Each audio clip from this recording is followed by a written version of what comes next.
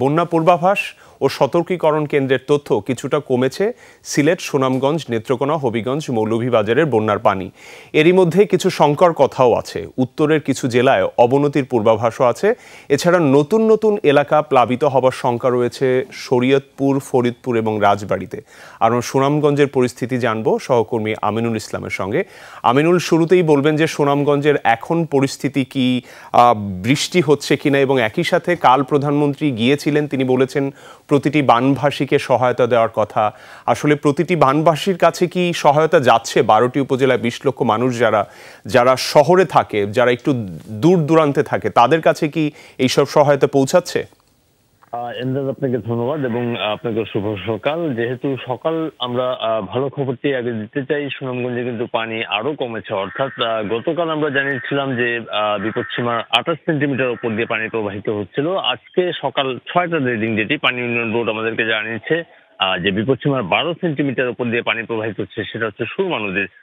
এটি একটি ভালো খবর এবং এই সাথে সাথে কিন্তু অনেক এলাকা আজকে পানিতে কিন্তু নিমজ্জিত গেল। 6 দিন থেকে আজকে অনেকে মুক্তি পেয়েছেন, অনেক এলাকা থেকে পানি কমেছে। তবে দুর্ভোগ কিন্তু কমেনি, এখনো কিন্তু কিছু এলাকায় পানি রয়েছে। আমি কিন্তু পুরাতন বাস স্টেশন এলাকায় রয়েছে এবং পুরাতন বাস স্টেশন এলাকাতে এখনো কিন্তু পানির কিছু আটকে রয়েছে, যেগুলো আপনারা আমার হয়তো চিত্রে দেখতে পাচ্ছেন।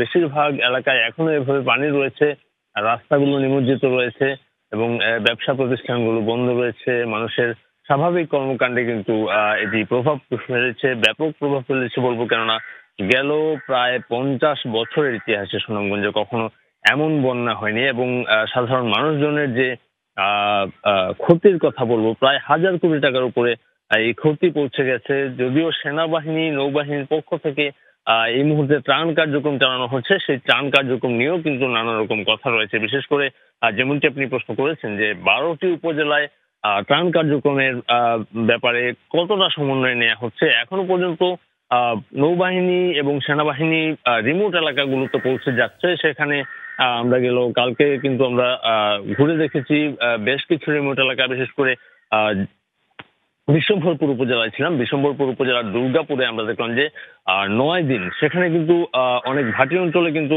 অনেক আগেই পানি উঠেছে, অর্থাৎ 9 দিন পর তারা আধা কেজি চিড়া বা এবং শুকনো চিড়ামুড়ি, মানে এই শুকনো খাবার পেয়েছেন। অর্থাৎ 9 দিন পরে তারা কিছুটা খাবার পেয়েছেন। এরকম আমরা অনেক অভিযোগ পেয়েছি যে গেল 5 দিন, 7 দিন, 9 দিন এই সময়টার মধ্যে অনেকেই খাবার পাননি।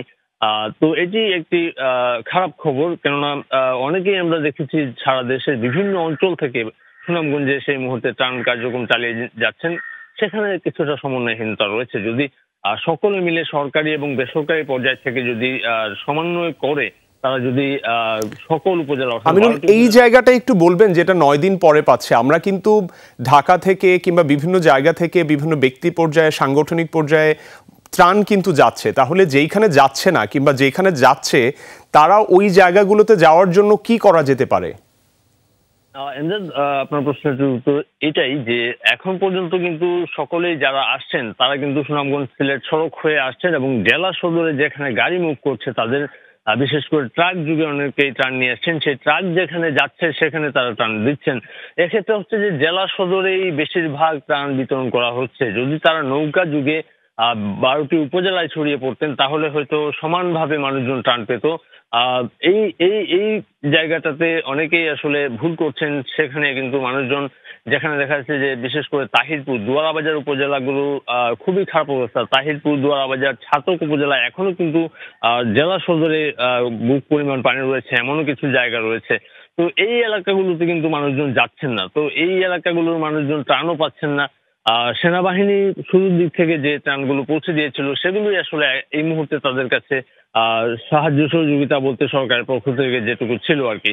তো অনেকেই ব্যাপক ত্রাণের গাড়ি এসেছে সুনামগঞ্জে, কিন্তু এখনো পর্যন্ত আমরা ত্রাণ না পাওয়ার, আমরা নিশ্চিতভাবে বিশ্বাস করি আপনার মাধ্যমে এবং অন্যান্য জায়গাতেও এরকম তথ্য আছে যেখানে যাচ্ছে না সেখানে যেন পৌঁছে। আমিনুল, ধন্যবাদ আপনাকে।